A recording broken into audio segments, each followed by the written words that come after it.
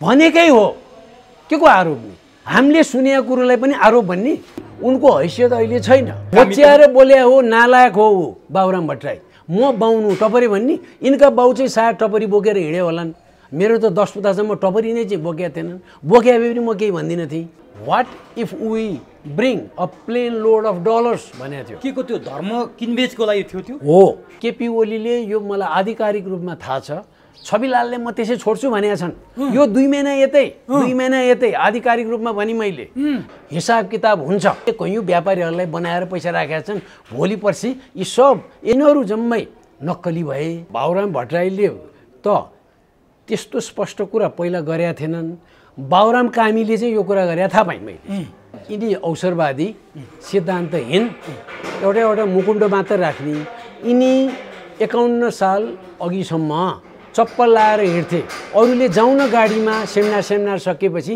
जाउन गाडीमा हैन म बस चढेर जान्छु भन्थे पत्रकार भने यसैमा मलाई गर्व छ अहिलेसम्म पनि किन म जिउ मेरो स्रोत हो अरू मेरो केही पनि छैन जिन्दगीमा एउटा मोटरसाइकल किन्न सकेको क्षमता छैन मेरो यस्ता बेठेगानका मान्छेलाई भावी दिनमा पनि ओ विशेष हो यसरी भन्नै पर्दैन अरूको एजेन्डा बोल्ने हो सानो यहाँ भट्टीमा केही कुरा हो भने प्रधानमन्त्रीले जवाफ दिन्छन् यो किन दिदैन यसको जवाफ दिने हुत्ती नै छैन त्यही कारणले नदिए हुत्ती छैन हुत्ती केपी ओलीको राष्ट्रपतिको त केही पनि छँदै छैन हैसियत पनि छैन त्यसै राष्ट्रपति सम्माननीय भन्दैमा हुँदैन के को ढिला कि चाँडो त हुन्छ यसरी चल्दैन यो त पक्का छ मा स्थायित्व दिन सक्ने संस्था राज संस्थै हो यो पक्का हो यो चाहिँ है अनि यो भन्दैमा कसैले फेरि राजदूत बनाउने पनि होइन अनुभव त उनको फुटीभाङ केही होइन उनको त केही पनि रहेछ भनेर उनकै दलकाले भने यसपालि छैन नि त खरेल सर तपाईलाई एभरेस्ट नेपालमा हार्दिक स्वागत छ धन्यवाद खरेल सरसँग कुराकानी गर्छौं केही रोचक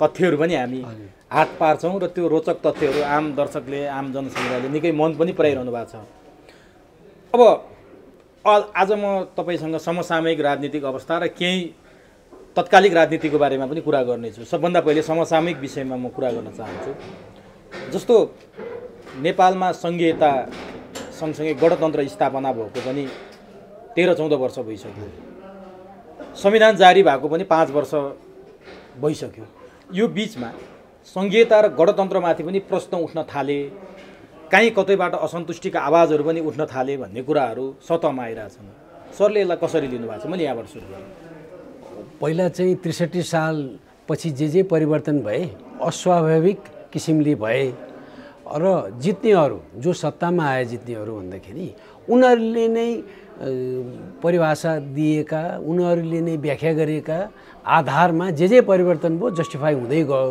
त्यो अस्वाभाविक थियो त्यो साँच्चीकै जनभावना रिफ्लेक्ट हुने खालको छँदै थिएन अब सुरुमा त एक बिहानै कुनै दिन त्यसै बिना सित्ती आर्मीले कु गर्यो भने पनि केही समय मान्छे शान्त हुन्छन् अहिले पनि अब ठुला बडा भन्ने राजनीतिज्ञहरूले होमा हो थाल ठटाउँदैमा भयो यही ठिक भने 5-7 वर्ष त्यसै गयो अनि असन्तोषको कुरा आयो असन्तुष्टि बढ्दै गयो छोटकरीमा भन्दाखेरि 72 सालमा जुन संविधान बन्यो त्यो चाहिँ नेपाली माथिको घोर अन्याय हो यो भन्दाखेरि कसैले दक्षिणपन्थी कसैले उग्रपन्थी भन्ने डराउनै पर्दैन कसैले राजावादी भन्ने डराउनै पर्दैन 2-2वटा काहीँ नभएको उदाहरण नेपालमा मात्र भयो 2-2वटा संविधान सभा निर्वाचित भएर संविधान केन प्रकारेण अन्तिम घडीमा तयार भयो तयार हुँदाखेरि त्यही बेला विवाद भएको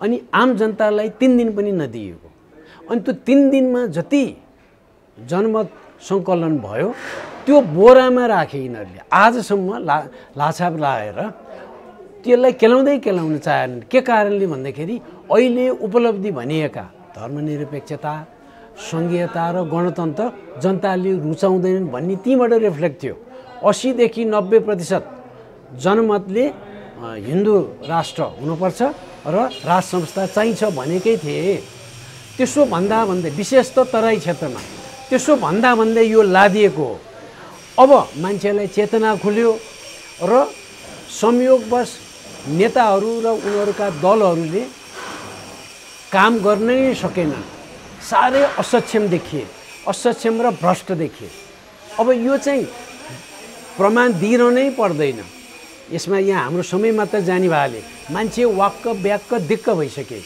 यति भ्रष्ट भए र आफ्नालाई जसरी भए नि पोषण गर्ने र आफ्नो दुनो सोझ्याएर अरू आम जनताको हितको बारेमा केही सोच्दै नसोच्ने नेतृत्व भएकोले दलहरू असफल भए, संविधान खोक्रो रहेको प्रमाणित भयो। अब कसले व्यवस्था कहाँ खराब हुन्छ र पात्रहरू पो भन्छ, यो त जहिले पनि त्यो हो नि, त्यो त जहिले पनि त्यो हो नि। निर्दलीय व्यवस्था भए नि हुन्छ।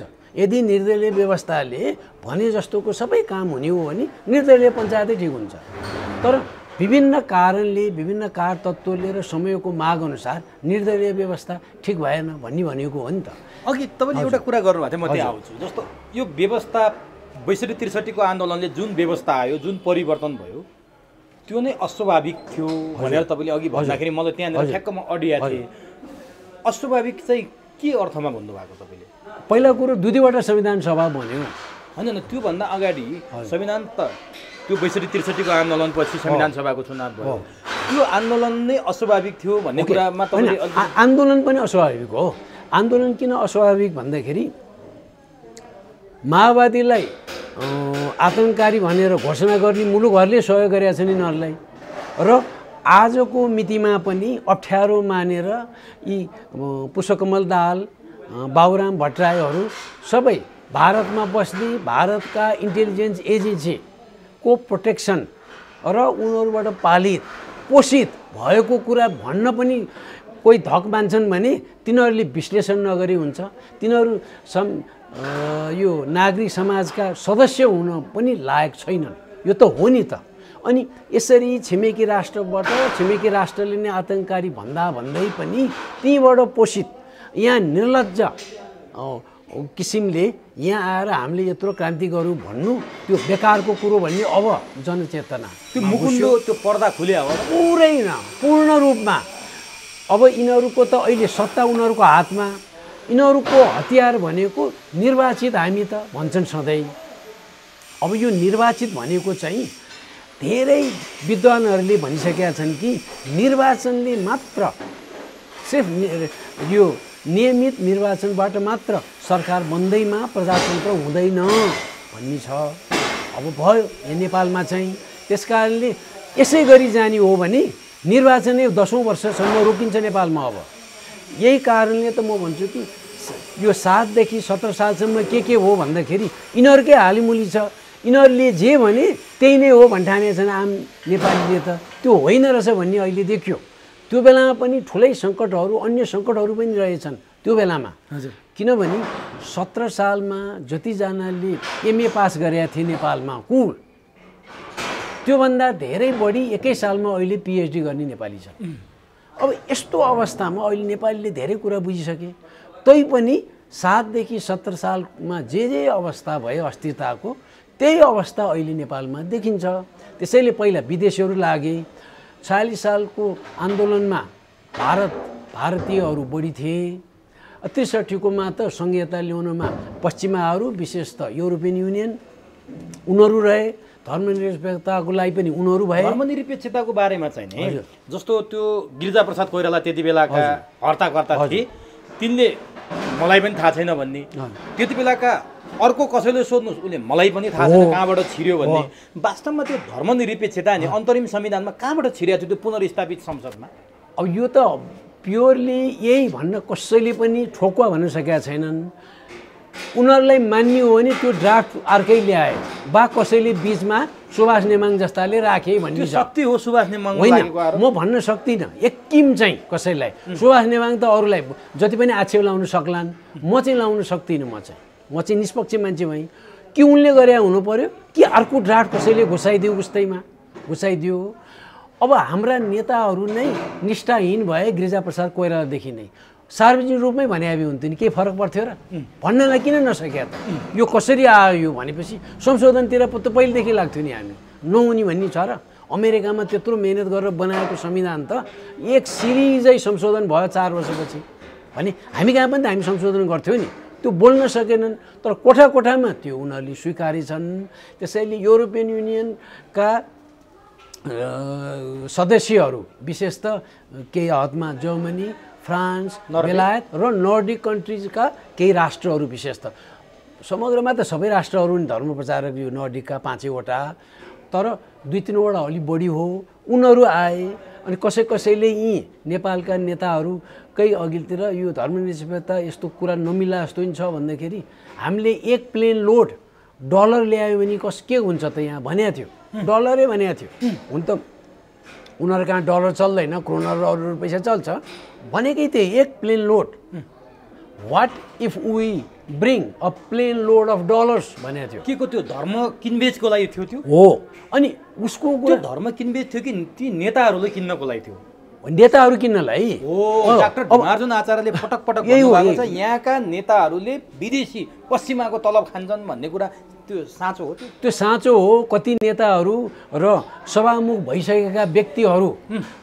सही नगरिकन खोकिला पैसा बोकेर जान्थे खोके अहिले पनि यो 2 वर्ष यता पनि वरिष्ठ भन्ने एकदम कोही परराष्ट्रविद कोही अर्थविद भनेर वरिष्ठहरू है वरिष्ठ भने मै बुढो भइसकेँ मभन्दा बुढो भएपछि वृद्ध उहाँहरूले अहिलेसम्म पनि 2 वर्ष यता पनि एनजिओ आइएनजिओबाट गोजीमा पैसा सही नै नगरिकन पैसा लिने भएपछि आफै बुझी हुन्छ धर्मको नाममा यस्तै नाममा यो पछिल्लो 2 वर्षमा उनीहरूकै एजेन्डा अगाडि सार्नलाई पक्का धर्म हो धर्म किन पहिला भनेदेखि उनीहरूले हिन्दू राष्ट्र भन्यो भने धर्मनिरपेक्षता भएन त्यसलाई बलियो पार्नलाई पहिचानको राजनीति अगाडि बढाए आफ्नै राष्ट्रहरूमा चाहिँ लागू नगर्ने हामीमा चाहिँ त्यो अगाडि सार्ने के हो यो तर डाक्टर बाबुराम भट्टराईले केही दिन अगाडि के भने नेपालमा जातीय राज्य हुनुपर्छ किन हुनुपर्छ भने संयुक्त राज्य अमेरिकामा पनि केही जातीय राज्य छन् भारतमा पनि पन्जाब तमिलनाडु जस्ता जातीय राज्य छन्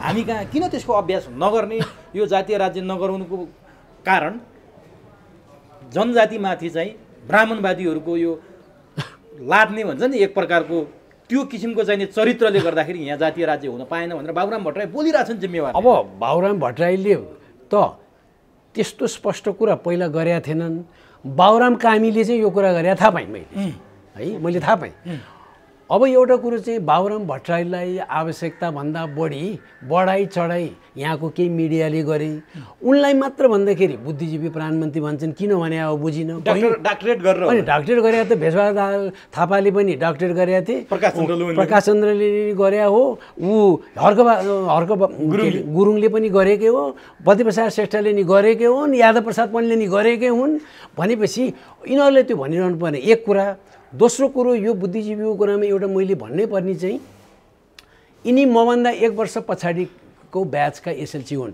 यिनी 26 सालका हुन् म 25 सालका हुन् हजुर यी बुद्धिजीवी भन्ने चाहिँ यिनले 75% जति ल्याएर एसएलसीमा टप गरे अहिले परार साल 22,500ले 80% भन्दा बढी ल्याएका छन् भनेपछि 22,500 त बुद्धिजीवी भएर अहिले त +2 पास गरिसके कति काटेन नसके बुद्धिजीवी अनि उनले आइएससीमा जति प्रतिशत ल्याएछन् त्योभन्दा कयौँ दोबर कि त अहिले माथि कयौँ पर्सेन्टेज माथि कमसेकम 8-10% माथि अरूले हजारौँले ल्याउँदै आछन् एउटा त्यो दोस्रो कुरो चाहिँ यिनले एसएलसी पास गरेपछि 2 वर्ष आइएससी पढे 5 वर्ष बिई पढे 7 वर्ष भयो 2 वर्ष एमई पढे 9-10 वर्ष साइन्स पढेपछि एकैचोटि ह्युम्यानिटिजमा कसरी आए सोसियल साइन्स र ह्युम्यानिटिजमा उनीहरूलाई त्यसै एनरोल गर्छ म ह्युम्यानिटिज एन्ड सोसियल साइन्सेसको विद्यार्थी भए पनि सबै विषयमा मैले एनरोल गरेर म पिएचडी गरौँ भन्दाखेरि दिँदैन त्यहाँ चाहिँ आइ उही गर्छ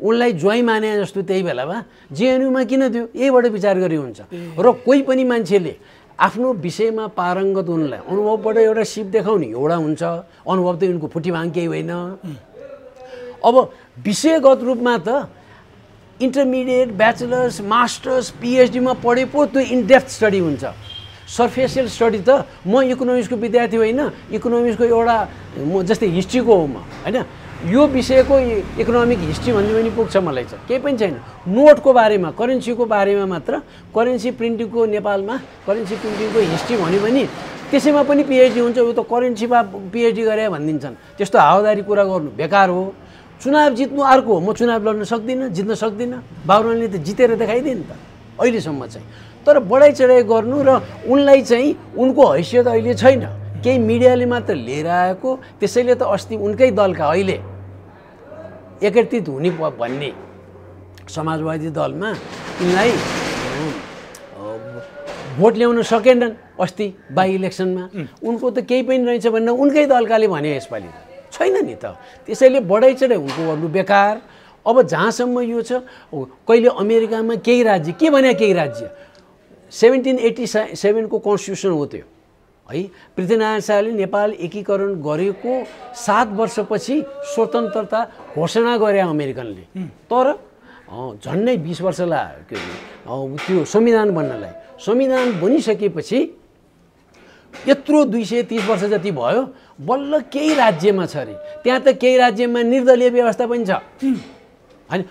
केही दशक अहिलेसम्म नेब्रास्कामा त दलीय किसिमले जाँदैन थियो खास। त्यस्तो छ भन्ने त्यो त उँट हुन्छ। पहिला यिनीहरू भन्थे, आफै यिनै भने नेपालको संहिता त नेपालको जुन प्रदेशहरू बनायो, जसरी हामीले खाका बनायौँ, उँट जस्तो बन्यो भन्ने यिनै बाबुराम हो। त्यस कारणले उनलाई त्यसरी बढी महत्त्व दिने बेकारको कुरा हो। उनको दल धेरै स्ट्रङ भयो भने चाहिँ फेरि काउन्ट हुन्छ। जातीय राज्यको किन वकालत गर्छन्? एउटा ब्राह्मण, उनी पनि ब्राह्मण, कहिले ब्राह्मणहरूलाई टपरे भन्छन्, कहिले के भन्छन्। उनी कहिले बाबुराम बच्याएर बोले हो, नालायक हो बाबुराम भट्टराई। म बाउनु टपरी भन्ने, यिनका बाउ चाहिँ सायद टपरी बोकेर हिँड्यो होलान्। मेरो त 10 पुतासम्म टपरी नै चाहिँ बोकेका थिएनन्। बोके भए पनि म केही भन्दिनँ थिएँ उनीहरूको आएकोमा चाहिँ। हामी कसैलाई पनि, अरू दललाई पनि, अरू समुदायलाई पनि हामी होच्याउने किसिमको कुरा गर्नु न भन्न हामी सचेत छौँ नि त।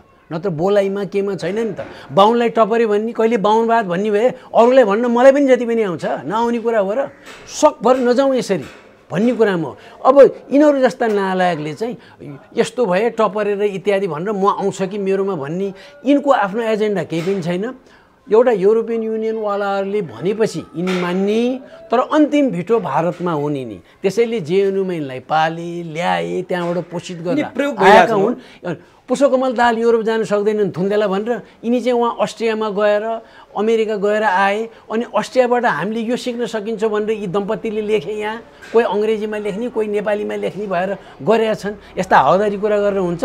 हाम्रो अघिल्तिर यस्तो कुरो, ज्ञानको कुरो, बुद्धिजीवीको कुरो उनीहरूसित जति पनि प्रतिस्पर्धा गर्न सकिन्छ। तर यिनी पटक पटक यिनको बोली किन कन्ट्रोभर्सी हुन्छ? जस्तो केही दिन अगाडि यिनले बुढी गण्डकी परियोजनामा नेपालका 3 जना ठुला नेता भनिएका ठुला नेता भन्छन्, शेरबहादुर देउबा, केपी ओली र प्रचण्डले 9 अर्ब घोटाला गरेका छन् भनेर यिनी बोले।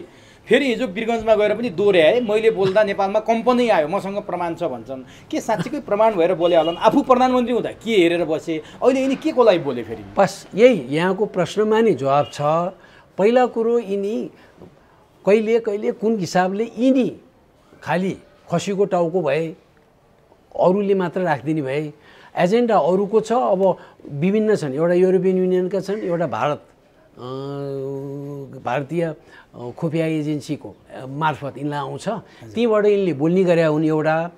दोस्रो कुरो, यिनकै श्रीमतीलाई, हिसिला एमीलाई अब एसियाकै सबैभन्दा भ्रष्ट महिला नेत्री भनेर भनेकै हो। त्यसको राम्ररी जवाफ दिन सकेनन्। लान्छना मात्र हो भने पनि एउटा सशक्त किसिमले जवाफ दिन सक्नु पर्थ्यो। अनि यतिका वर्षपछि अहिले भन्ने पत्याउँदैन कसैले। त्यस कारणले मैले पनि एउटा, हुन त यसमा धेरै दरिलो मेरो प्रतिवाद त होइन, किनभने म चाहिँ अहिले अनेस्ट भएँ। होइन भने चाहिँ ल्याउन, छैन प्रमाण भनिदिन्छु, नभए देखाउ न। त्यस कारणले छैन, छ भने देखाऊ है। यिन छ भने देखाऊ। यिनी यत्रो वर्षसम्म बस्दाखेरि 9 अरब खाइन्जेल उनले किन त्यो प्रश्न उठाएनन्? कहिले काहीँ नउठाउने। अनि अहिले आएर उठाउँदाखेरि विष्णुता कम भयो। तर यसको मतलब चाहिँ उनले खाए, अरू नेताले भनेपछि जवाफ देला कि नदिए भने अरूले दिँदैनन्। जस्तै गोल्छाकी बुहारीले यी झलनाथ खनालदेखि लिएर विभिन्न नेताको, राज्यलक्ष्मीले सबै भने हो, विद्या भण्डारीलाई नि भने हो, यिनीहरूले चुइक्क समेत बोलेका छैन। अरूको बारेमा मरिसकेका चाहिँ खुब बोल्छन् होइन। पृथ्वीनारायण शाहदेखि लिएर महेन्द्रसम्म खुब बोलिरहेको हुन्छ नि। किन उनीहरू मरिसके, उनीहरूलाई डिफेन्ड गर्न नि कोही आउँदैन भने जे पनि बोलिरहेको हुन्छन्। त्यसैले उनका कुराहरूमा यसरी महत्त्व दिनु बेकार हो। अरूले यो प्रयोग गरिरहेछन् है, अरूको एजेन्डा यो छ अझ पनि भनेर चाहिँ सचेत हुनुपर्ने हो। यिनको आफ्नोपन केही पनि छैन। तर त्यसो भने एउटा यिनको बारेमा म एउटा महत्त्वपूर्ण प्रश्न तपाईँलाई सोध्छु, किनभने तपाईँको स्रोत भरपर्दो हुन्छ, तपाईँले बोलेका कुराहरू जनताले धेरै विश्वास पनि गर्छन्। बाबुराम भट्टराईले 52,000 मान्छेले ज्यान गुमाए। उनी मार्क्सलाई माओलाई पथप्रदर्शक सिद्धान्त मानेर अगाडि बढे। अन्तिममा आएर न मार्क्स बोके न माओ बोके, आज मधेसी दलको टाङमुनि छिरेर मधेसको नेता हुन पुगेका छन्। यो कारण के थियो? यिनी त्यहाँ जानु अथवा अरू पार्टी खोल्नु पर्थ्यो अथवा मार्क्स माओवादलाई मान्न पर्थ्यो, त्यो सर्लक्कै छोडेर त्यहाँ जानुको पछाडिको अर्थ के हुन्छ? यिनी अवसरवादी सिद्धान्तहीन एउटा मुकुण्ड मात्र राख्ने। यिनी 51 साल अघिसम्म चप्पल लाएर हिँड्थे। अरूले जाउन गाडीमा सेमिनार सकेपछि जाउन गाडीमा होइन म बस चढेर जान्छु भन्थे। अहिले देख्नुहुन्न यहाँ कसरी हिँडेका छन्? त्यो ढोङ्गी त्यति बास ढोङ्गी होइन। उनीभन्दा त म चाहिँ 40औँ वर्षसम्म 2टा फुल टाइम जब नियमित रूपले खाएर आएको मान्छेलाई त उहाँ त्यो उनकै सोख सौकात जस्तो किसिमले मेरो लाइफस्टाइल त छैन नि। उनले कहाँबाट पाए? एउटा त्यो भनी हुन्छ। हुन त उनका ससुराले उहाँ त्रिभुवनबाट बकस पाएका हुन्, पञ्चायतकालीन मन्त्री पनि भन्छन् भनिरहेको हो नि। उहाँ उयो 17 सालपछि त उनको ससुरा त बन्या हुन्। तर म उनीहरू जस्तो त्यो कुरा धेरै तान्न किन चाहन्न भने उनको के गल्ती? जस्तै मेरो छोरोले केही गल्ती गर्यो भने मलाई भन्नु बेकार हो। मैले च्यापी उहाँ पुष्पकमल दाहालले आफ्नो छोरालाई यहाँ डिसओन गर्न नसक्या च्याप्या जस्तो त होइन। डिसओन गर्ने अरू त के गर्न सकिन्छ र? त्यति मात्र हो। त्यसैले त्यतातिर नगए पनि श्रीमती त एकै छाना मुनि बसिरहेका त्यस्तो कुरा आछ।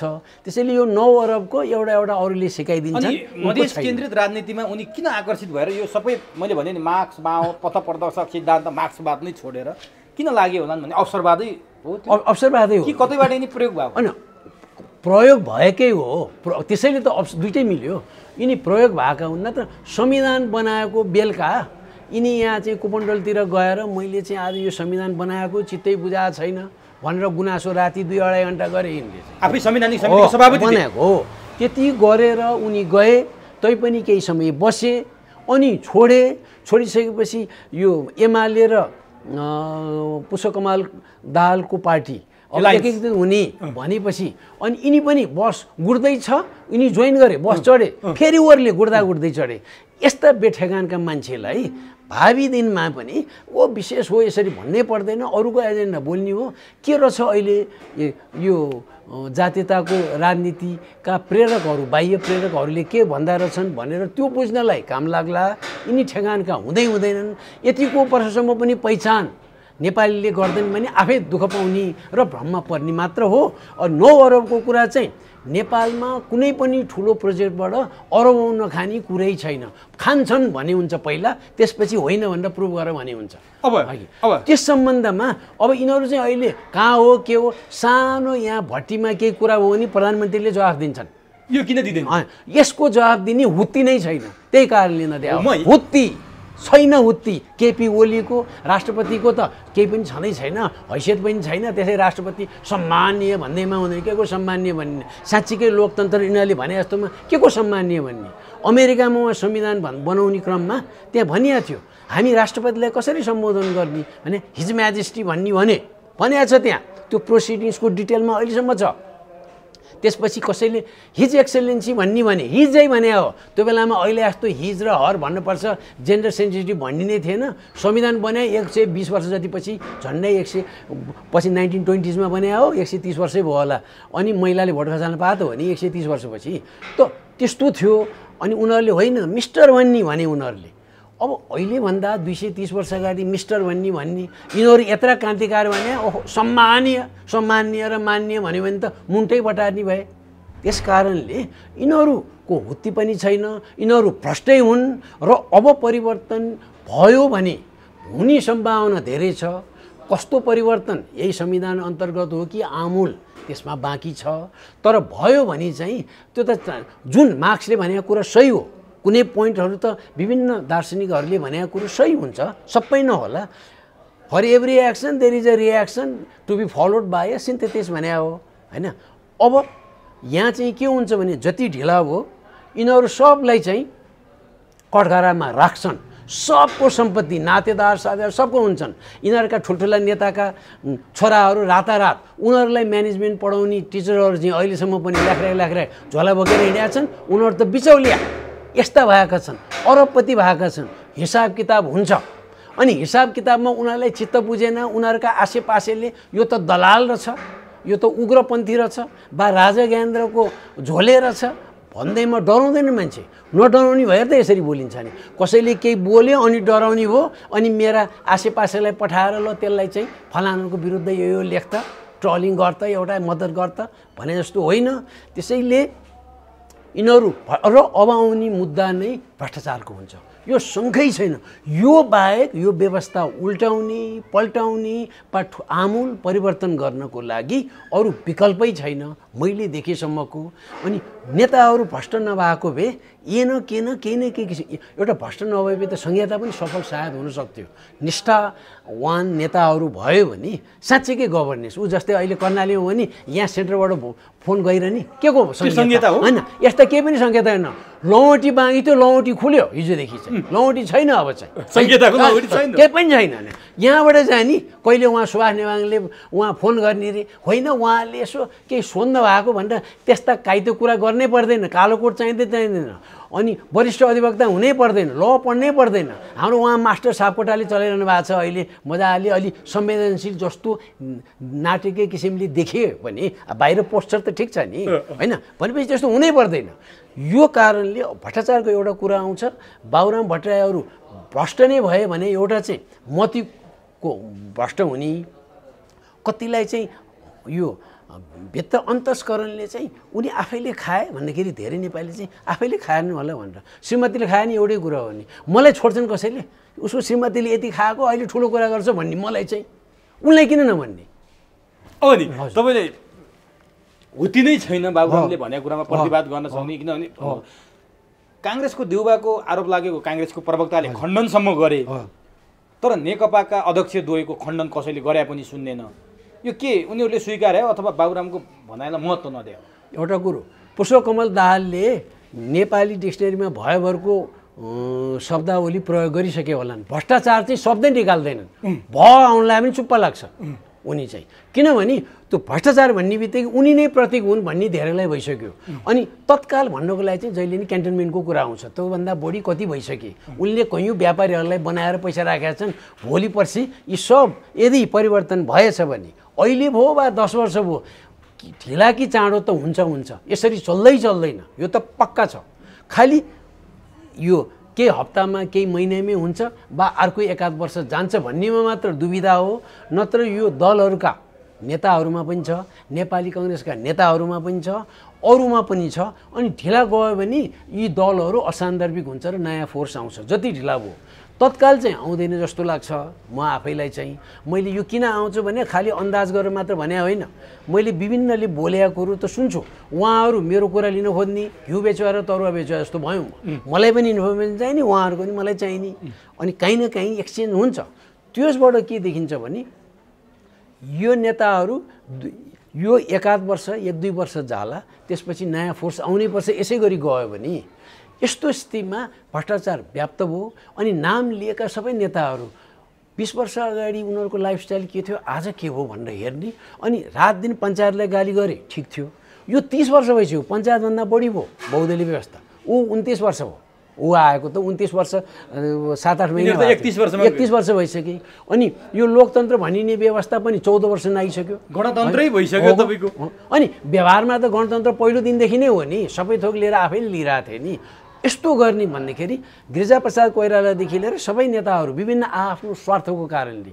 र एउटा कुरो, 2029 सालमा म बिए फाइनल इयर थिएँ, पञ्चायत त्यहाँ इन्ट्रोड्युस गर्यो विषय नै पञ्चायत भनेर। हाततेरिका एउटा थप विषय पढ्नु पऱ्यो भन्ने लाग्थ्यो। अनि त्यो बेलाका कोर्स बुकमा के राखिएको थियो र पछिसम्म पनि भने, अनि दलहरूमा चाहिँ यस्तो हुन्छ कि राष्ट्रभन्दा ठुलो दल, अनि दलको स्वार्थभन्दा गुटको भन्दा नेताको भनिन्थ्यो एउटा कुरो चाहिँ। अहिले ठ्याक्क त्यो, अनि एन्सर त्यही चाहिन्थ्यो, त्यही लेखेपछि अनि अलि अङ्क राम्रो आउने। अहिले त्यही देखिन्छ यत्रो वर्षपछि नै यस्तो देखिन्छ। त्यसैले यिनीहरूले प्रजातान्त्रिक व्यवस्था त यस्तो रहेछ भनेर कति युवाहरूमा वितृष्णा आछ। कतिले हेर्ने ओर्नेले चाहिँ आफ्नो गुजारा चलाइरहले, युवामा छैन होला नभनौँ हामी। 46 सालमा जन्मिएको बालक आज 30 वर्ष भइसक्यो, पुरा 30 वर्ष हो। यो लोकतन्त्र आयो भनेको समयमा 10 क्लासमा पढ्ने विद्यार्थी आज 29-30 वर्ष भयो। बिहावारी गरिसक्यो होला वा गर्ने क्रममा छ, एउटा व्यवसाय अपनाइसक्यो। यी नेताप्रति उनीहरूको वितृष्णा छ। तर एउटा कुरो के भने चुनावी त्यो प्रक्रियामा आम नेपाली जाँदैनन्, भोट मात्र खसाल्ने त्यस्तै हो। असङ्गठित छन् नेपालीहरू, आम नेपाली नै। अनि पुरा कन्सियस सोसाइटी, नागरिक समाज, स्वतन्त्र निष्पक्ष सुझबुझ नागरिक समाजै छैन, एउटा न एउटा दलमा लागेका छन्। त्यस कारणले अनि नेतृत्व नै लिन सकेनन्। अनि नत्र यिनीहरूले यो भएन भनेपछि आम नेपाली यिनीहरूको पछि लाएर अनि उनीहरूको भोइस यिनीहरूले बोल्दैन, त्यहाँ हुँदै भएन। त्यसैले त अहिले प्रजातान्त्रिक भन्ने बुद्धिजीवीहरू सधैँ लुकेर बस्ने, आफ्नो सरकार भयो भने प्रतिपक्षमा आफ्नो पार्टी भयो भने अनि विरोधमा मात्र बोल्ने भएर उनीहरूको विष्णुता पनि भएनन्। अनि अहिले यो नेगेटिभ मात्र कुरा गरे भन्ने छ नि अहिले, जस्तै केपी ओलीकै कुरा गर्नु न, र अरू नेताहरू पनि नेकपाका नेपाली कङ्ग्रेस सत्तामा भएको बेलामा कुन चाहिँ कुराको चाहिँ तारिफ गर्यो भन नि त। यी धेरैले चाहिँ त्यही महाकाली सन्धिमा चाहिँ गरे बरु, दुइटै मिले। अब त्यो राम्रो कि खराब त अर्को मूल्याङ्कन गर्नुपर्ने छँदैछ। भन्दाखेरि यिनीहरू सबै स्वार्थी, असक्षम, लोभी, पापी भएरै हो। यो शब्दहरू किन भन्न परेको भने कामले देखाउँछ। अनि कसैले सुन्नेहरूले पनि हेरे हुन्छ यो देख्यो कि देखेन। अनि यिनीहरूले 20-22 वर्ष अगाडि सांसदहरूलाई चाहिँ, पूर्व सांसदहरूलाई चाहिँ भत्ता दिन पर्यो। अनि किनभने घरमा चिया खाना आउँछन्, पैसै पुगेन भन्थे, सुत्केरी भत्ता समेत खाए हो। अब त्यस्तो खाने र हामीलाई पैसा पुग्नेहरू पुग्दैन भन्नेहरू अहिले गाडीमा बाहेक हेर्दै हेर्दैन सबभन्दा महँगो गाडी चढ्ने चाहिँ यो पुष्पकमल दाहालकै दलका छन्, सबभन्दा बढी गाडी चढ्ने। त उनीहरूसित चित्त नबुझेर सिपी गजुरेल, मोहन वैद्य, विप्लव हो, नेत्रविक्रम चन्द, विप्लव, उनीहरू किन अलग्गी? उनीहरू तिनैजना नेता अहिले नेकपामा आउँछ भने ठुलो युद्ध जित्यौँ जस्तो गर्छन् र मन्त्री बनाइन्छन् भोलि। तिनजनाले आमन्त्रण गरे चाहिँ किन यिनीहरूलाई खासमा? होइन, उनीहरूको मोरल स्ट्रेन्थ छ, भोटिङ स्ट्रेन्थ भएन अहिलेसम्म बनिसकेका छैन, यो त पक्कै हो। भोलिका दिनमा यिनीहरूले त्यो त्यागे नि त, त्याग्न त त्यागे नि। के प्रचण्ड नेकपाभित्र कमजोर भएर शक्ति सञ्चय गर्न अथवा हिजोको आफ्नो जुन प्रचण्डको शक्ति थियो नि, जुन के थियो वास्तविकता त तपाईँले भनिहाल्नुभयो, 52 देखि 62-63 सम्मको शक्ति त्यो प्राप्त गर्न र सधैँ राजनीति आफ्नो वरिपरि घुमेको हेर्न चाहने प्रचण्डले नेकपामा बलियो हुनलाई बाबुराम प्रचण्ड र के अरे बाबुराम, विप्लव र वैद्यहरूलाई आमन्त्रण गरे हुन सक्छन्? हो, त्यो त पक्कै हो, हो नै। अनि उनीहरू आउँदाखेरि नेता जस्तै अब अहिलेका एक छिनलाई त्यसै मैले उदाहरण दिँदा प्रकाश चन्द्र लुहनी नेपाली कङ्ग्रेसमा गयो भने ठुलै नेता बनिन्छन्, ओ बुद्धिजीवी नेता, उहाँ त यस्तो हो भन्छन्, अर्थविद भन्छन्। सानो पार्टीमा हो भने कमजोर देखिन्छ, त्यही त हो नि, जहिले पनि हुने त त्यस्तो स्थिति हो। अब यहाँ पनि उनी कमजोर हुँदै गयो बेलामा यस्ता 3टा दिग्गज नेताहरू आए भने, तर उनीहरूले एउटा कुरो के भनेपछि उनीहरूको म्यानिफेस्टोमा के थियो पहिला र उनीहरूले दिएको बुदामा बाबुराम भट्टराईले मैले ड्राफ्ट गरेँ भनेर यहाँ नाक फुलाउँथे। अब त्यो अनुसार काम भएको छैन भने सबैलाई थाहा छ। अब मेरो भनाइ चाहिँ उनीहरूले युद्ध सुरु गर्ने अगाडि पूर्व सन्ध्यामा जे माग राखेका थिए कि त्यो असान्दर्भिक थियो भन्नु पर्यो। त्यो सान्दर्भिक थियो भने त अहिले त्यो लागू गरेकै छैन, उच्चारणै छैन भनेपछि कि नेत्रविक्रम चन्दले गर्न लागेको आन्दोलन ठिक हो? त्यो तिनीहरू आउने सम्भावना चाहिँ कतिको देख्नुहुन्छ तपाईँले? यो उमेरमा यसरी गइसकेपछि आए भने गए यिनीहरू चाहिँ, बरु यत्तिकै उनीहरू बिते भनेदेखि अडान लिएको हो भन्ने रहने त त्यही हो नि। यो 63 यता कतिजना प्रधानमन्त्री भए, बाबुराम भट्टराईको टाइममा के बन्यो भने केही पनि बनेको छैन। यहाँ काठमाडौँमा हामी सुविधाभोगीलाई चाहिँ बाटो चाहिँ भत्काइदिए है भन्ने बनायो, होइन नि, फेरि भत्काइदिए भने हो, भत्का हो है, त्यति मात्र, अरू केही सम्झिँदैन। तर त्यो भित्र पनि एउटा कुरा रहेछ नि, यहाँका नेवारी संस्कार, कल्चर, धर्मका जुन मठ मन्दिरहरू थिए तिनी नष्ट पार्ने योजना अनुरूप भत्काइएको हो भनेर कतिपयले भन्न थाले। त्यो हो, त्यो भने सुनि। अब म यसै भन्न सक्दिनँ है, यसमा चाहिँ यसमा अरू गहिरा कुरा पनि छन्। उनले भएर मात्र त्यो गर्न सकेका, उनलाई उनका ससुरालीहरूको अनुहारले पनि मद्दत गर्यो भन्छन्, नत्र कहाँ मान्थे यहाँ भत्काउनेलाई भन्छन्। त्यस कारणले म एकिम भन्न सक्दिनँ।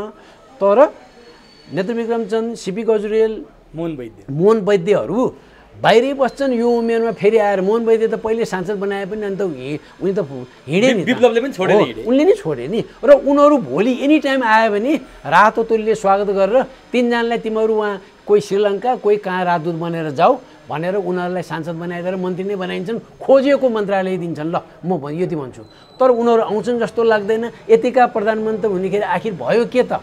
के पनि गर्न सकेनन् भने एउटा न एउटा केही न केही पाक चिन्ह त रहन्छ नि भने यिनीहरू अडानमा बसे। उनीहरू जस्तो सुविधा भोगी हुन चाहेनन्। इतिहासमा यिनीहरूको मूल्याङ्कन हुन्छ, पक्कै हुन्छ। नत्र म उनीहरूलाई भोट दिने होइन, म कम्युनिस्ट होइन, म उसको कुरा किन उठ्ने?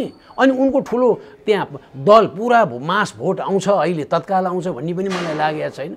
आउँछ, तर कुनै न कुनै दिन यिनीहरूका दिन आउन सक्छन्, यिनीहरूका अनुयायीहरूका दिन आउन सक्छन्।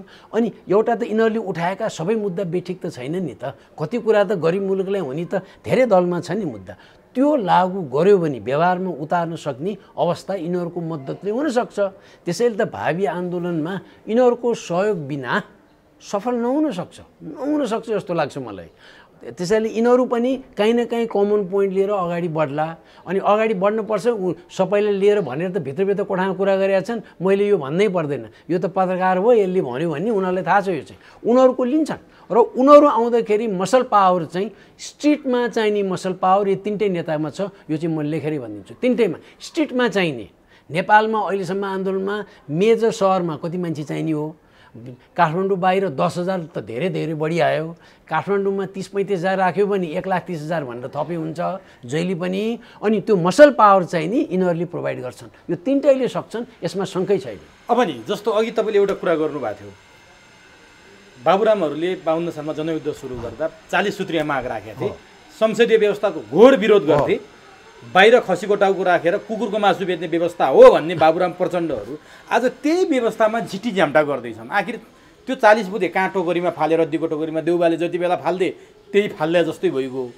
अब त्यो बेला संसदीय व्यवस्था भनेको खसीको टाउको राखेर कुकुरको मासु राख्ने व्यवस्था भन्नेहरू नै आज त्यही व्यवस्थाको लागि किन छिटी झ्याम्टा गर्दैछन्? आखिर त्यो 10 वर्ष यिनीहरू लडेको उपादेय त के पाए त जनता? होइन, यिनीहरू अवसरवादी शक्तिमा जसरी पनि आउनुपर्छ भन्ने अनि एउटा वैकल्पिक उपाय उही पुरानै सिस्टममा आफू झुम्मिने, तर एउटा वैकल्पिक बाटो अपनायो। एउटा के छ भने पहिला हिन्दी सिनेमामा म जन्मिने अगाडिदेखि नै बनाए फिल्म पछि दोहोऱ्याएर आउँदाखेरि एउटा दुईवटा मैले नै हेरेको थिएँ। अनि त्यहाँ रेलवे स्टेसन वा बस स्टेसनमा पाकेट मार सावधान भनेर लेखेका हुन्थ्यो। पाकेट मार आफै त्यहीँ बसेका हुन्थ्यो। अनि कसैले यहाँ छामे भने रेलमा पनि त्यसै गरी ढ्वाङ पिट्ने, छाम छुमछुम गर्ने, अनि छामेपछि यहाँ रहेछ यसको भनेर पछि चोर्ने लुट्ने। उसले पनि यही हो, खसीको टाउको राखेर कुकुरको मासु बेच्ने भने यिनीहरूकै नीति त्यही हो। ऊ ध्यान अन्त आकृष्ट गरेर डाइभर्ट गरिदिएर बस त्यति मात्र हो, अरू केही पनि भएन। योभन्दा बढी अरू भन्नै पर्दैन। अनि प्रचण्डको व्यक्तिगत यिनीहरू सबै आइडेन्टिटीको कुरा गर्दाखेरि कि पहिले त्यागे हुन्थ्यो यही बाबुरामहरूले चाहिँ। यिनीहरू कसैका सन्तानले पनि दलितहरूसँग चाहिँ बिहा गरेर देखिँदैन नि त प्रायः, अरूले त उचाल्ने हो। अनि नेपालमा सबैभन्दा बढी दलित र अरू जनजातिलाई परिचालन गरेको सङ्गठन कोही थिए भने यो माओवादी नै हो। दलित र जनजाति कसैले अरूले गरेकै होइन, त्यत्रो गरे। अब प्रचण्डको छोरा प्रकाश अब पहिलो श्रीमती संयोगवश बाहुनी नै पर्यो, अब के अरे यो बोखटीको परिन्। अनि अब दोस्रो चाहिँ अब दोस्रो चाहिँ अब लभ गर्यो के गर्यो त, मैले बाहुनी नै गर्यो बा छेत्री नै गर्यो भन्नुहुन्थ्यो। उनी त मागी बिहाएर आफ्नै ससुराली गाउँमा गएर यहाँको घरमा योग्य कन्या छन् भन्ने सुन्यो भनेर माग्न गए। यिनी चाहिँ यिनले त्यो बेलामा कुनै दलितको गरे भए, जस्तै मेरो घरमा म आफै त दलित माग्न जान्न, म त फक्रो म यहाँहरू सबैलाई भन्छु। तर उनीहरूले दलितसँगै बिहा गऱ्यो भने त्यो बेला म एक्सेप्ट गर्छु गर्दैन, त्यो बेलामा मेरो परिचय हो। तर यिनीहरू त नेता हुन् नि, मलाई नेता मेरो नेतृत्व लिने हो यिनीहरूले त, हामी त लेट गर्ने हो। यिनीहरूले पनि त्यसरी सकारे भनेदेखि अरूलाई हामी जस्ता लुच्चा फटालाई त सहिलो हुन्छ नि। तर अन्तिममा जनजातिको छोरी त बुहारी बनायो नि त। होइन, एउटा कुरो त्यो है, अब त्यसै तर्क गर्नेलाई त्यो वकिलले एउटा न एउटा कुरो गर्यो भनेर उसले ल्यायो भन्दैमा एउटा कुरो हुँदैन। दुईवटा यो सन्दर्भ ल्याइसक्नु भएले उहाँ सगरमाथा चढ्ने भने यही बाबुरामले पैसा दिएन, के नाताले दिए प्रकाशलाई, के कुन चाहिँ चढेको थियो र के चढेर आयो, यो त अरू जनताले थाहा होला। भनेपछि त्यो भित्र रहस्य अर्थपूर्ण कुरा हो। अनि उहाँबाट आउँदाखेरि विवाहित महिला थिइन् उनी, त्यस्तोलाई त्यसरी ल्याउँदाखेरि डिस्वोन कम्तीमा गर्नु पर्थ्यो। त्यो प्रचण्डमा साहस छ, केही पनि साहस छैन र केही हुँदै रहेछ। अब त जिरो भुसा थैलो भए केही नै होइन भन्ने त बुझिसक्यो नि। यस्ता एउटा उदाहरण दिए मात्र। अब अरू नेताहरू ठुला नेताहरू पनि छन् नि विभिन्न, त्यहाँभित्र जनजाति पनि छन् नि अरू जनजाति, तिनीहरूले पनि अधिकांश ठुला नेताहरूले का छोराहरूले छोरीहरूले दलितसित विवाह गरेको उदाहरण खास चर्चामा कहिले सुनिँदैन, नोमिनल भए पनि बास। अनि त्यो सुनिँदैन, अनि त त्यसैले थाहा भएन नि, न त त्यसैलाई प्रचार गरे पनि हुन्थ्यो, त्यसैले गरे पनि हुन्छ, अझै पनि भन्छु, त्यसले गर्दा उदाहरणीय हुन्छ नि त आखिरमा। आइडल जस्तै म आफै चाहिँ अरू कुरामा पहिलेदेखि आएको के कुरामा कहाँ अन्तस्करणमा के छ कि सङ्कोच भन्ने, तर छुवाछुतमा मलाई विश्वास छैन। यो चाहिँ हो, म आउनुहुन्छ, म कहानी 2-4 जना आउनु भएको छ, अब यस्तो चाहिँ यो जम्मै कुरा गरेको छु।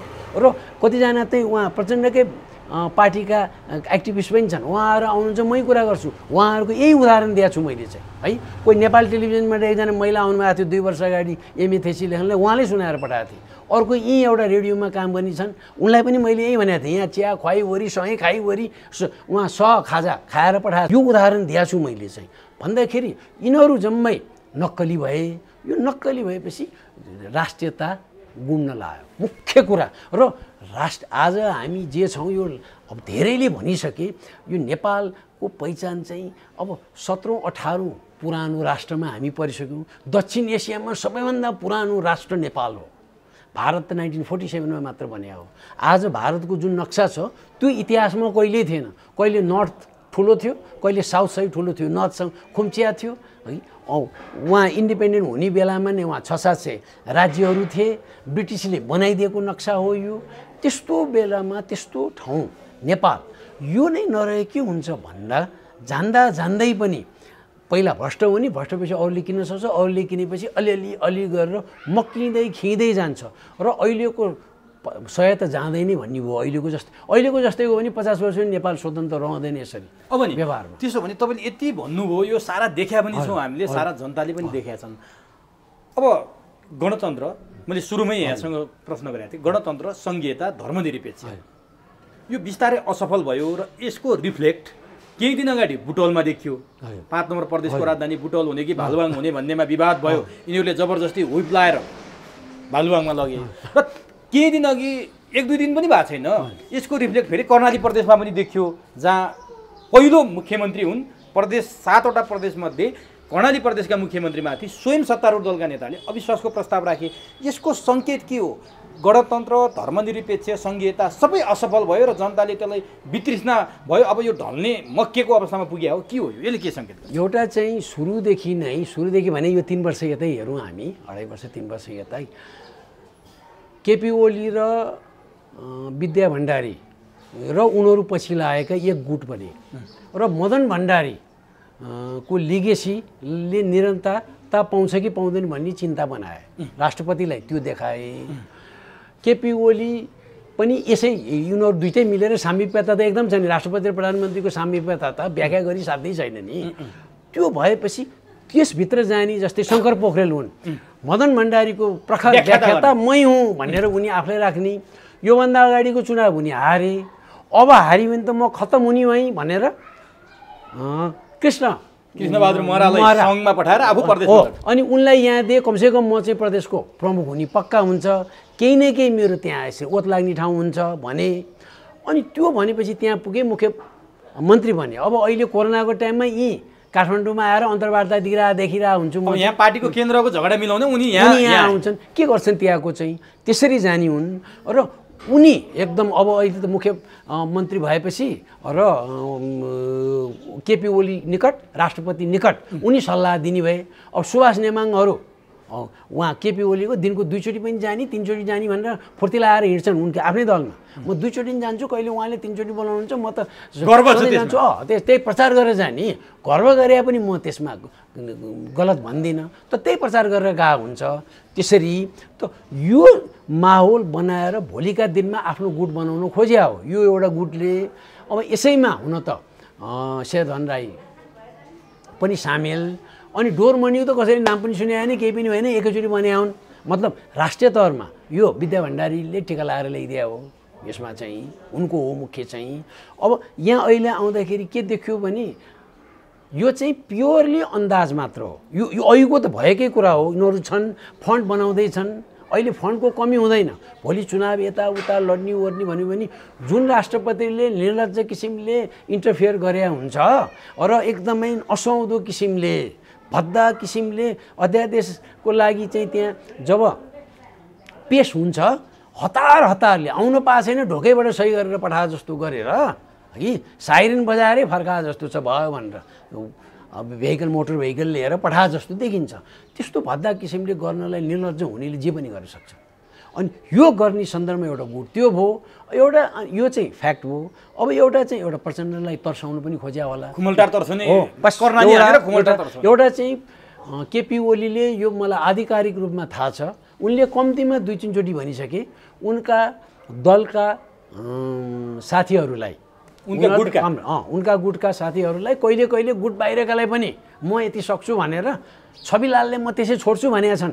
यो 2 महिना यतै आधिकारिक रूपमा भनी मैले यहाँ चाहिँ उहाँ हाम्रो गृहमन्त्रीले जतिसुकै खोपिया एएनसी मेरै घर वरिपरि लाग्यो नि पत्ता लगाउँदैन मैले भन्दै हो थाहा छ मेरा यति चाहिँ। किन पत्रकार भने यसैमा मलाई गर्व छ अहिलेसम्म पनि किन म जे हुँ मेरो स्रोत हो अरू मेरो केही पनि छैन जिन्दगीमा एउटा मोटरसाइकल किन्न सकेको क्षमता छैन मेरो जिन्दगीमा चढ्न त चढेको थिएँ नि अरूको मोटरसाइकल चढेर हिँड्ने नि भएन लाइसेन्स बोकेकै हो छैन नि मेरो।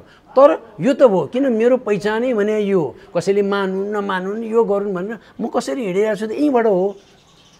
छविलाललाई भनेर यो 2 महिना यतै हो है पछिल्लो पटक त 6 हप्ता पनि भएको छैन उनी छविलाललाई छोड्दिन भने उनी प्राइभेटली छविलाल भन्दा रहेछन् चाहिँ उनी मैले यो देखेँ अनौपचारिक उनी छविलाल भनेर सम्बोधन गर्छ त्यसरी उनले भनिरहेछन् म छोड्दिनँ यहाँ भन्ने। त्योभन्दा अगाडि हैन सेन्ट्रल कमिटीमा उनीहरूको बहुमत भएर हुन्छ म त्यसै छोड्छु भनेर त उनले भन्दै आएको थिए। कर्णालीको घटना केपी ओलीको त्यो भनाइसँग मिल्छ। अनि योले हो कि भने अब यो चाहिँ मैले अनेस्टली भन्नुपर्छ हो कि भन्नेलाई यो र यो त फ्याक्ट हो। त्यहाँ चाहिँ उनलाई ठिक पार्नलाई ल भने हो कि अनि किन अर्को कुरा चाहिँ आउँछ यो विश्लेषण गर्नलाई भने पुष्पकमलले सबभन्दा पहिलो उनको अभिव्यक्ति नै यो चाहिँ प्रधानमन्त्री आफैले मिलाउनु पर्यो त्यहाँ किन भने त भनेपछि यहाँ मलाई शङ्का लाग्नु उहाँ केपी ओलीलाई नै त्यो जिम्मा दिए उनले त्यो मिलाउनुहोस् त्यहाँ भन्ने। अनि केपी ओलीका निकट 3-4 जना मध्ये सुभाष नेवारले उहाँ फोन गर्ने मन्त्रीहरूलाई राजीनामा नदिऊ भन्ने मिलाउन भने यस्तो छ एउटा त उनीहरूलाई काम गर्न दिने सङ्घीयता त फेल खायो भन्दा अर्को लप्पा हो। अघि त मैले लौटी गइसक्यो भने अहिले त यिनीहरूले लौटी गइसक्यो भने होइन हेर मेरो लौटी छैन भने हो अहिले त यिनीहरूले त्यही भने हो न त त्यस्तो गरिँदैन न त सिकाउनु पर्छ कसैले के पनि चाहिँदैन। एउटा नि जस्तो केपी ओलीमाथि गणतन्त्र विरोधी संघीयता विरोधी धर्मनिरपेक्षता विरोधी आरोप लाग्थ्यो नि त पहिला 65-63 को आन्दोलनमा केपी ओली थिएनन् गणतन्त्र यिनलाई रुचेको थिएन गणतन्त्र ल्याउनु भनेको नेपालमा ल्याउनु भनेको ठेलागाडी चढेर अमेरिका जानु भन्ने उनको अभिव्यक्तिहरू सार्वजनिक भएको थिए के साँच्चीकै त्यो रिफ्लेक्ट हुन थाल्यो केपी ओलीले संघीयता नै माग्न थाले हुन्। यसो आरोप चाहिँ म भन्दिनँ भनेकै हो के को आरोप नि हामीले सुनेको कुरोलाई पनि आरोप भन्ने हामीले त परिवर्तन यस्तो भाषा हामी पत्रकारले राख्नुहुन्न भन्छु म त के को आरोप भने हो कि होइन हो नि त यो त होइन बैलगाडाबाट पुग्दैन भने त हो नि अघि केही कुरा उनले गोप्य रूपमा नि गरेका छन् र यिनी अध्यक्ष हुने 2-4 महिना अघिसम्म विभिन्न यो रोयलिस्ट सेन्टरहरू कहाँ गएर कुरै गर्थे यो हो एमालेको अध्यक्ष हुनुभन्दा अगाडि हो अघि। अब त्यसपछि पनि सम्पर्क यिनको बाक्लै थियो। अब प्रधानमन्त्री भइसकेपछि अनेक कुरा सुनेको छु तर अब त्यो होला र जस्तो लाएर म उल्लेख गर्न नचाहे नत्र होला र यो कुरा पनि एउटा कुरो चाहिँ बाटोमा म हिँडिरहेर मलाई नरुचाउने मान्छे कोही छन् भने 2 जना छन् एकजनाले चाहिँ नमस्कार भन्यो भने अर्कोले नमस्कार गर्यो नदेखे जस्तो पनि गरेन भनेर शङ्का गर्ने। त्यस्तो मुलुकमा गणतन्त्र आइसकेपछि अहिलेभन्दा 3 वर्ष अगाडि अहिले होइन 3 वर्ष अगाडि त यति भ्रष्ट भनेर नेताहरू परिचित भइसकेका थिएनन् आम जनतामा है। त्यो बेलामा आफ्नो छोरीको बिहामा राष्ट्रपतिले किन आमन्त्रण गरिन् त पूर्व राजाले चाहिँ अरूलाई बोलाए त हुँदैनन् चिने पनि नचिने पनि अरूले त गरे हुँदैनन् यस्तो नमस्कार गर्नु समेत गाह्रो मान्ने होइन। यी प्रगतिशील भन्नेहरू यी प्रेस चतरीका पत्रकारहरू अघिल्तिर त हो नमस्ते सर भन्छन् उनीहरूको त्यो संस्था खडा गर्ने बेला मैले पनि सहयोग गरेको थिएँ सक्ने ठाउँमा राम्रै गरिदिएको थिएँ अघि त्यो तर्क राम्ररी राखेर नै सहयोग मैले गरिदिएको थिएँ। त्यो आज चाहिँ उनीहरूको कार्यक्रम बोलाउँदैन। म सबभन्दा बढी चाहिँ फेरि प्रजातान्त्रिक भन्दा यिनीहरूलाई बढी चिन्छु, चिन्न चाहिँ है, तर बोलाउँदैनन् उनीहरू। त्यस्तो सङ्कोच मान्नेहरूले अब पुरातनवादीहरूको अनि दक्षिणपन्थीहरूको प्रतीक मानिने राजालाई आजभन्दा 3 वर्ष अगाडि कसैले यो व्यवस्था पल्टिन्छ, यो व्यवस्था काम लाग्दैन भन्ने हिम्मतै गरेका थिएन। त्यो समयमा आमन्त्रण गरिन् उनी, अनि स्वाभाविक रूपले राजा ज्ञानेन्द्रको नातिको वर्तमानमा अनि सोल्टीमा पनि पुगिनु उनी चाहिँ, त्यसपछि त पुग्ने नै भएन। त यो के भने केपी ओलीको लाइन रिफ्लेक्ट त्यो बेलासम्म गरे हो। अब आजका मितिमा सबभन्दा पहिला म भन्ने उनलाई रहेछ, तर एउटा उनी अडिक धेरै कुरामा रहन्छन्, सक्दै नसकेपछि त अडिक कोही पनि रहँदैन, त्यो अर्को कुरा हो। उनले पाएसम्म भ्याएसम्म आफ्नो कुरामा अडिक राख्छन्। सधैँ मलाई यसरी भन्ने भन्दाखेरि लौ त भन्न बेर छैन, हामी भन्न सक्दैनौँ है। कर्णाली प्रदेशमा जुन नेकपाभित्र जुन झगडा देखियो, त्यो झगडा कर्णाली प्रदेशले 1 नम्बर प्रदेश 3 नम्बर प्रदेश लहरो तान्दा पहरै तानिने भन्ने अवस्था आइसकेपछि, पहरो गर्जिने अवस्था आइसकेपछि आज त सामसुम पारेर मिलाए नि फेरि सुभाष नेमाङको अग्रसरतामा होइन। एउटैको सुभाष नेमाङ एकजनाले त्यो गर्न सक्ने भए ओलीलाई फालेर आफै प्रधानमन्त्री हुन्थे। त्यो त एकजनाले, उनी एउटा माध्यम बने, उनी मार्फत गराइयो। अरू सम्पर्क पनि भयो होला भन्छु म चाहिँ, अरू किसिमका पनि। त्यो कारणले अनि यो नेपाल जस्तो ठाउँमा जसले अहिले भने नि मैले चाहिँ भ्रष्ट भन्ने बित्तिकै उही हुन्छ भ्रष्ट, अनि जसले सामन्ती भन्छ उही हुन्छ सामन्ती। अनि त्यसमा चाहिँ कसैलाई ओली आफैले फोन गर्दै यो के गरेर तपाईँ मिलाउनुहोस् भनेपछि मक्क परेर उसले मानिदिन्छ। नेपालमा यस्तो किसिमको संस्कार छ, तर फेरि साम्य होला जस्तो छ। त यो क्षणिक भयो। अनि यसरी जाने त, यसरी जाने मुलुक, यसरी जाने सधैँ भन्दाखेरि यिनीहरूलाई राष्ट्रियताको कुरा नि होइन, देश प्रेमको कुरा पनि होइन, आम जनताको हितको कुरा पनि होइन। आफ्नो परिवार, आफ्नो निकटका, आफ्नो समुदाय, आफ्नो दल यसरी बढ्दै बढ्दैपछि राष्ट्रियता त लास्टमा हो। अनि यिनीहरू त के भन्छ भने हामी भारतमा गाभियौँ भने पनि, हामी भारतमा गाभियौँ भने पनि यो प्रजातान्त्रिक राष्ट्र भन्न मिल्ने भयो, उहाँ चिनमा गाभियौँ भने गणतन्त्र जनवादी गणतन्त्र भन्न पाउने भयो। तर नेपाल त रहँदैन है, नेपाल स्वतन्त्र नेपाल त रहँदैन। त्यसैले मूल कुरो यिनीहरू लुछातानी गर्दैछन् र गर्छन्, र मेरो सूचना अनुसार माधव कुमार नेपालले यिनीहरूलाई क्षमा दिएका छैनन् र दिने सुरुमा उनी छैनन्। अनि उनी भन्दै आएका छन् आफ्ना समुदायमा, र हो पनि मैले यी गरेँ, पार्टी सुरुका दिनमा, पार्टी स्थापना गरेका दिनमा मेरो योगदान यति थियो। मदन भण्डारी गइसकेपछि एमाले भन्ने नाम एउटा विकल्पको रूपमा, एमाले त स्ट्रङली बढ्दै त गएको हो नि त, नगएको त होइन नि है। भन्दाखेरि यसमा चाहिँ मेरो सबै योगदान चाहिँ बिर्सिने भन्ने नै हो।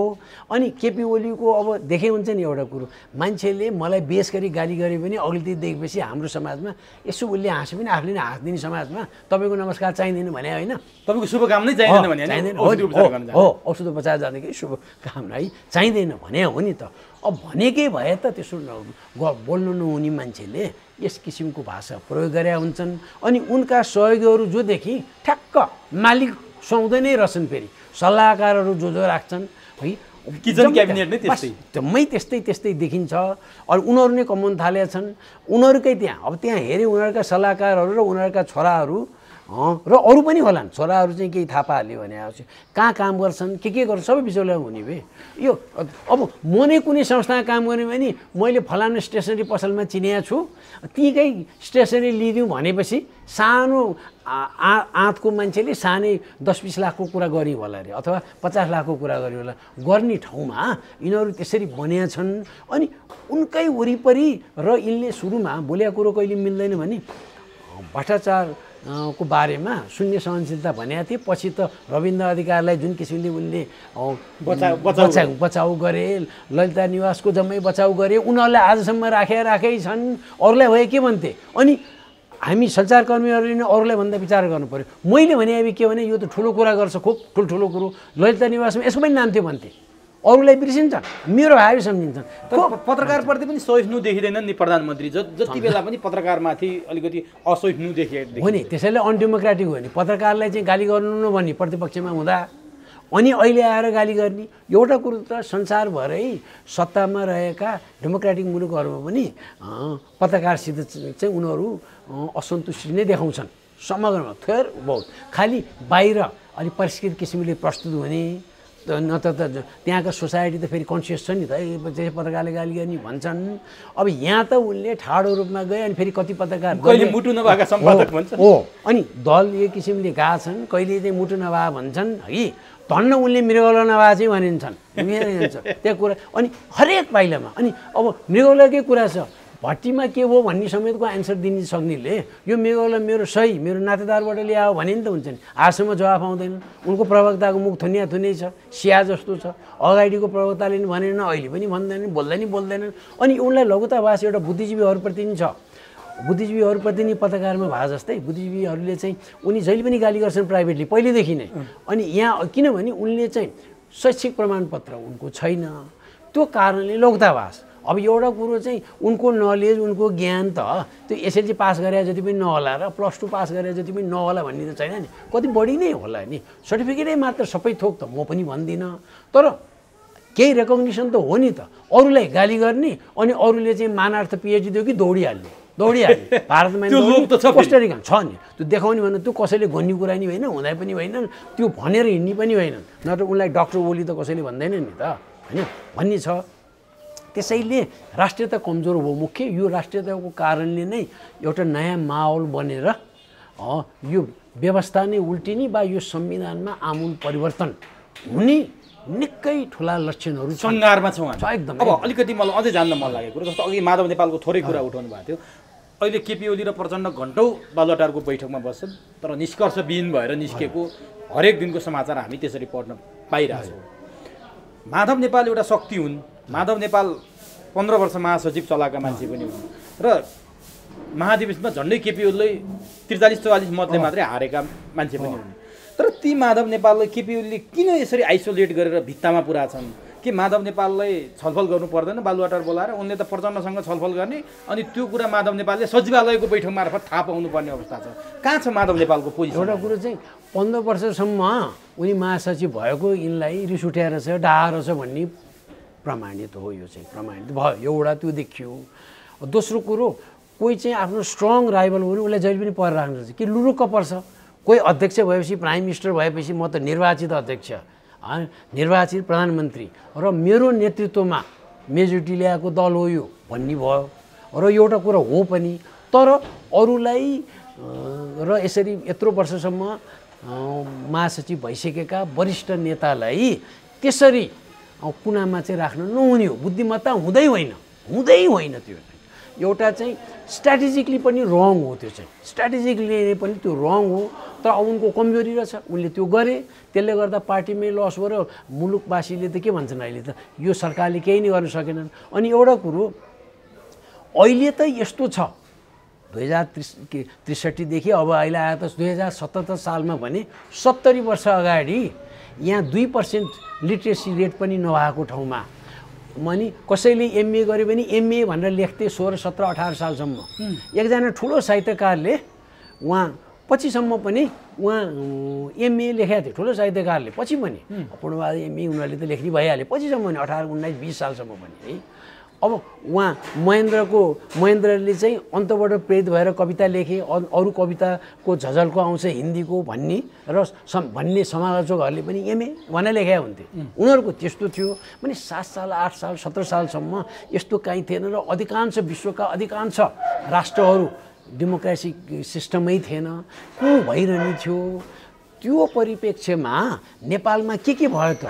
अनि बत्ती किन बाले त? 17 सालमा अरूले होइन गणेशमान सिंहले नै बत्ती बाले नेपालीहरू यस्ता हुन्, धोकेबाज पनि छन् भने उनले किन भने पटक पटक भने बत्ती बाले त हो, किन बत्ती बाले? त्यो बेलामा त यो कांग्रेस सरकारका त्रुटिहरू पनि त रहेछन् नि, खालि चुनाव निर्वाचित मात्र भनेर हुँदैन। त्यस्तै कुरा गर्ने हो भने हामीले के विचार गर्नुपर्छ भने कम्प्रोमाइज ती नै हो। किन कम्प्रोमाइज भयो भने संविधान सभा भन्छन् भने संविधान सभा लाई त्यागे नेपाली कांग्रेसले मान्यो, राजाले दिएको संविधान माने, तर एउटा निकायले त बनायो र आइभरी जेनिङ्स पछिसम्म पनि उनको पोलिटिकल साइन्सको किताब र कन्स्टिट्युसन इन्टरप्रिटेसन त अहिलेसम्म पढिन्छ आइभर जेन्स उनको सल्लाह पनि ल्याएको थियो रिस्के शाह भनिन्छ नि उनी पनि थिए त्यो बेलाका घागडान विद्वान भनेर भनिएका उनी थिए त्यो कन्स्टिट्युसन ड्राफ्टमा गर्नेमा त उनीहरूले बनाउन् यिनीहरूले किन माने भनेदेखि नेपाली कङ्ग्रेसलाई चुनाव गर्न देश चुनावी सरकार त उहाँ सुवर्ण शमशेरको अध्यक्षतामा बन्ने भयो हाम्रै अध्यक्षतामा बन्ने भयो भनेपछि उनीहरूले त्यो माने त्यहाँ कम्प्रोमाइज गरे उनीहरूले चाहिँ आफू सत्तामा आउने हो पहिलो प्राथमिकता त्यो हुँदाखेरि कुल जति यो भोट खसाल्न त्यो एलिजिबल नेपालीहरू थिए भोटर्सहरू त्यसको 38% मात्र खस्यो कुल मत जति हुनुपर्ने हो 38% मात्र त्यसको पनि 38% नेपाली कङ्ग्रेसले ल्याएर 2/3 ल्यायो भनाएको मतलब कुल भोटर्स जति थिए त्यसको 16-17% को म्यान्डेटबाट 2/3 आयो तर अब टेक्निकली उही नै हो त्यसलाई मान्नुपर्ने स्वाभाविक हो तर 2/3 को दम्बा आयो त्यो बेलामा धेरै आयो अनि प्रतिपक्षीय दललाई किन्दे यिनीहरूले अहिलेको शेरबहादुर देउवा जस्तै किन्दे अनि भट्ट शमशेर पहिला बिपीलाई उहाँ उनका कार्यकर्ताले झन्डै मारेको बस हो नि झन्डै मार्न गएका हुन् गोली नै चलाउनु पर्यो एकजना मरे पनि त्यस्तो अवस्थाका प्रतिपक्षलाई चाहिँ प्रतिपक्ष दलको मान्यता उनले दिन मानेनन् ढिला गरे किन पुग्दै पुग्दैन त्यो सिटै नपुग्ने यिनीहरूको नपुग्ने पछि बल्ल बल्ल उसलाई मनाएपछि सक्यो अनि प्रतिपक्षीय दल त नुन खा कुखुरा जस्तो भयो गर्नै सकेनन् त्यो बेलामा थुप्रै काण्ड पनि भएको थिए अनि कतिजना चाहिँ लुटपाट भयो अब जसलाई पनि सदस्य यिनीहरूले बनाइदिए सुरुमा बनाइदिएपछि त्यहाँ त लुटेर पनि थिए ठाउँ ठाउँमा यी गोर्खामा यी काभ्रेमा रसुवामा मान्छे लुट्न गए अनि तेरो घरमा काङ्ग्रेसी पस्यो भनेर पछि 26-27 सालसम्म भन्दै आएको थिए त्यस्तो आयो बदनाम भयो त्यसको मतलब नेताले नै जाऊ भने चाहिँ होइन अब त्यो बेलामा के भयो भनेर त्योमा आउनुभन्दा माधव नेपालको यो अलिकति सकेपछि म अर्को विषयमा आउने थिएँ जस्तो माधव नेपाललाई त्यो आइसोलेट गरिएको छ हजुर आइसोलेट गरेको कारणले नै अहिले पार्टी अगाडि बढ्न सकेन नि जब उनी चाहिँ उनलाई केही न केही सुझाव सल्लाह र छोटकरीमा दिनदिनै भेट्नुपर्छ भन्ने होइन त्यसो अपेक्षा कसैले गर्न नि मिल्दैन उनका कुरा सुन्न त पर्यो नि त अनि पार्टीमा छलफल गराउनु पर्यो अप्ठ्यारो हो भने पार्टीमा छलफल गराउने हो छलफल पनि नगर्नु घाटा केपी ओलीलाई नै हुने होइन केपी ओलीलाई नै हुने हो इतिहासले चाहिँ उनलाई धिक्कार छ नै त्यत्रो जनताको मत पाउँदाखेरि पनि केही गर्न सकेनन् उनले भन्ने नै भए र किन उनलाई यो घाँडो हुने भयो अब त 2/3 भन्नेको पनि घाँडो हुने भयो उनले सक्दैन त्यो नसकेका कारणले भोलिका दिनमा के हुन्छ भनेदेखि माधव नेपालप्रति चाहिँ अलिकति सहानुभूति जाग्न सक्छ अनि माधव नेपालको चाहिँ एउटा ओली चाहिँ जथाभावी गर्ने भएले माधव नेपालले जथाभावी नगरेले उनी अलि भर पर्दा भएकाले अरूभन्दा उनी भर पर्दा भएकोले अनि यहाँ नेपालीलाई चाहिँ कहिले दण्ड उठाउनेलाई मात्र अलिकति मान्ने ओली त्यस्ता देखिए माधव नेपाल त्यस्तो देखेन अधिनायकवादी छवि उनको कम देखियो अधिनायकवादी छवि नभएपछि मान्छे चाहिँ ऊ जस्तै गिरिजा प्रसाद त अधिनायकवाद हुन् नि वादमा विश्वास राख्ने मान्छे हुन् अनि उन त एकदमै हो नि त ठुलो खेलाडी हो भन्ने सूर्यबहादुर थापालाई ठुलो खेलाडी भन्ने यिनी पनि त्यस्तै खेलाडी हुन् माधव नेपाल त्यस्तो होइन त्यो भागकोले यिनलाई पन्छाउने बित्तिकै गुट त बन्यो माधव नेपालको रहेछ नि त आखिर उनी अध्यक्ष पनि छैनन् प्रधानमन्त्री पनि छैनन् त्यसको बावजुद पनि अहिले उनको पक्षमा पनि त ठुलै समूह त छ अब नि म अब यो विषयको अन्तिममा छु म अलिकति यो विषयपछि महेन्द्रसँग सम्बन्धित कुरा गर्नेछु तपाईँसँग यो विषयको अन्तिममा के सोध्न चाहन्छु भने जस्तो व्यवस्था नै पल्टिने खतरा भनेर तपाईँले भन्नुभयो यो राष्ट्रिय प्रजातन्त्र पार्टीलाई राजावादी भनियो हिन्दू राष्ट्रको कुरा गरियो तर यिनीहरूले सबै कुरा चाहिँ नि छर्लङ्ग पारे मुकुन्डो यिनको आइयो कमल थापाले हिजो गरेका चरित्रहरू सबै आए आज भन्नै पर्दैन यिनीहरू तीनवटा पार्टी मिले चुनाव चिन्ह पनि हलो बनाउने झन्डामा गाई राख्ने सहमति गरे के अनि एकातिर राजाको पक्षमा जुलुसहरू मोटरसाइकल र्यालीहरू अलिक उम्दा पनि देखिन थाले ठुल्ठुला पनि हुन थाले अनि दलहरूभित्र पनि राजाप्रति अलिकति झुकाव राख्नेको अलिकति छुट्टै ध्रुवीकरण भए जस्तो दलहरूमा पनि असन्तुष्टि जस्तो यसले गर्दा व्यवस्था ढलेर राज संस्था चाँडै आइहाल्ने सम्भावना देखिन्छ म अन्तिममा यही सोधेको आउने सम्भव निकै छ कारण के भनेदेखि यो 4-5 वर्ष यता नै क्षेत्रीय भ्रमणमा राजा ज्ञानेन्द्र जाँदाखेरि स्थानीय तहका माओवादी नेताहरूसहित माओवादी भने पुष्पकमल दाहालका फलोवर्सहरूसहित त्यहाँ फुलमाला दिने पङ्क्तिमा थिए उनीहरू देखिन्थे दर्शन भेट उनीहरूले नि खोजेका थिए र केहीले पाए पनि भने नेपालमा पनि पाए दमकमा पनि पाए उनीहरूले पाइरहेछन् अनि यो पछिल्ला दिनमा चाहिँ यिनीहरूभन्दा त राजा पहिला एउटा राजा थियो अहिले धेरै राजा भने भाषा के बरु उनी ठिक हो भने बरु भने होइन पर्फेक्ट त पक्कै गणतन्त्र हो नि सबै बाहिरको जस्तै सिभिल सोसाइटीले गाइड गर्ने इन्टेलेक्चुअलहरूको सुझाव पनि सुन्ने भयो भने त गणतन्त्र सबभन्दा राम्रो व्यवस्था हो मै भन्छु तर त्यो हाम्रो परिवेशमा नहुने भयो मा स्थायित्व दिन सक्ने संस्था राज संस्थै हो यो पक्का हो यो चाहिँ है अनि यो भन्दैमा कसैले फेरि राजदूत बनाउने पनि होइन हैन बनाउने होइन तर फ्याक्ट चाहिँ यो हो अनि अहिले चाहिँ अब राजा धेरै अनि अहिले महँगो भयो राष्ट्रपतिको ठाँट र बाँट अनेक कुरा गर्न थालेको छ नि यो किन उनी भन्दा राज संस्थै ठिक भन्न थाले अब बिस्तार कतिले लाज बचाउन थाले नेपाली कांग्रेसका ठुलै समूह प्राइभेटली चाहिँ आँट चाहिँ गरेका छैन अहिले पहिले उनीहरूले बाटो भत्काए उनीहरूले यो 2-3 वर्ष यतादेखि नै थिए पछिल्ला महिनामा त धेरै नै उच्च तहका नेताहरू नै यतापट्टि सकारात्मक छन् पहिलो मुद्दा यिनीहरूले चाहिँ हिन्दू राष्ट्रबाट उठाउँछन् हिन्दू राष्ट्र भएपछि अनि राज संस्थाको कुरा त स्वतः आइहाल्छ नि बिस्तारै इट्टा चाहिँ राखिरहेछ त्यहाँ यही नै हो अनि यो राप्रपाहरूको एकता राप्रपाको एकता त कुनै पनि दल एउटैमा जाँदाखेरि हिजो जे थियो गएको चुनावमा जे थियो त्योभन्दा बढी होला भन्ने एउटा त आशा गर्न सकिन्छ भनेपछि केही सङ्केतहरू देखिन्छन् होइन त्यो केही न केही होला भन्ने मात्र छ तर उनीहरूले कामै गरेर केही नयाँ योजना ल्यायो भने उनीहरूलाई दिन्छन् भन्ने छैन अहिले धेरै राज संस्था चाहिन्छ भन्ने तर राप्रपा दलमा नभएका अरू व्यक्तिहरू बस यिनीहरूसित खुसी छैनन् एक दोस्रो युवाहरू अरू यहाँ अहिले सोसियल मिडियामा छाउने विभिन्न नामहरू हुनुहुन्छ नि उहाँहरूप्रति आकर्षित भएको छन् भन्दाखेरि यिनीहरूले के गर्छन् बरु यतातिर जाने बरु भनेर उतातिर जान लागेका छन् त्यो परिप्रेक्ष्यमा अब कस्तो अब यो भोटमै ट्रान्सलेट हुन्छ कि हुँदैन केही न केही परिवर्तन अब कम्तीमा केही न केही चाहिँ हुन्छ तर एउटा कुरो चाहिँ सिर्फ राप्रपाकै कारणले नेपालमा राज संस्थाको पुनर्बहाली हुने र टिक्ने हो भने मलाई चाहिँ चाहिँदैन त्यस्तो राज संस्था म चाहिँ यिनीहरूभन्दा केही पद नलिएर नेपालमा स्थायित्वको लागि र राष्ट्रियताको लागि राज संस्था अति आवश्यक भन्ने मान्छे हो म भन्ने म नराउने त्यो एङ्गलबाट तपाईले भन्नुहुन्छ त्यसरी किनभने यिनीहरूले विगत यो 12-15 वर्ष के देखाए त आफूले कहिले के एकतागत त यो संविधान मानिसक्यो पछि कमल थापाले उत्कृष्ट मानिसकेका हो अनि फेरि मैले कमल थापा उहाँहरूलाई मैले नचिने होइन उहाँहरूको हैसियत धेरै कम हुनेखेरि उहाँहरू त विद्यार्थी लाइफ पनि चल्या फुटबल पनि खेलिरहेको बेलादेखि म त रिपोर्टर भएर कभर सबर सबै गरिरह खेलकुद परिषदमा आउँदाखेरि युवक सङ्गठन आउँदाखेरि सबै देखिरह हो उहाँ मन्त्री पनि बन्नु हो मेरै मन्त्री बन्नु हो अन्त